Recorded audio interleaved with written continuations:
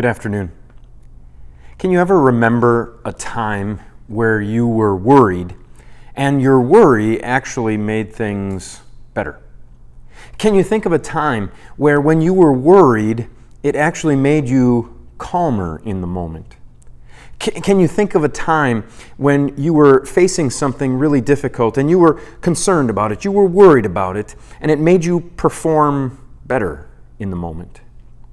Of course, we know that worry is something that happens. We know that it's something that's going to come into our lives when we face difficulty, when we face challenging situations, when we face suffering. There's going to be worry. There's going to be worry leading up to those moments. There's going to be worry in those moments.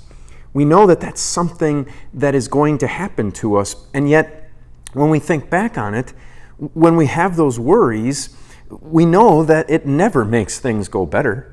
It never makes us perform better. It never makes us get through whatever it is that we're facing faster. The worry is just there, and it makes us feel worse, and it brings us down, and it makes us have a bad day. It makes us treat other people terribly. Worry can have wide-ranging effects. That's why Jesus talked about it in the Scriptures. He talked about worry in a lot of different places, but maybe one of the places that we remember the most is in Matthew chapter 6.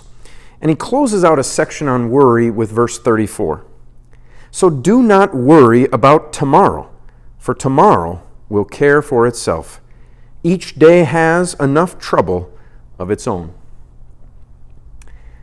Jesus doesn't sound like he's singing a lot of good news there. It doesn't sound like it's great news coming for us, because he's admitting there's going to be worry, there's going to be trouble. In fact, every day is going to have enough trouble of its own. But what Jesus is trying to get across is that don't start to think about what might happen tomorrow before you ever get to tomorrow. Don't lead yourself into situations where you're going to be worried about the future, because the future is taking care of itself. And you know how the future is taking care of itself? Not with the fact that everything is pre-planned and nothing can change it and things are going to just happen the way they happen. No, the future is taking care of itself because God is already in the future.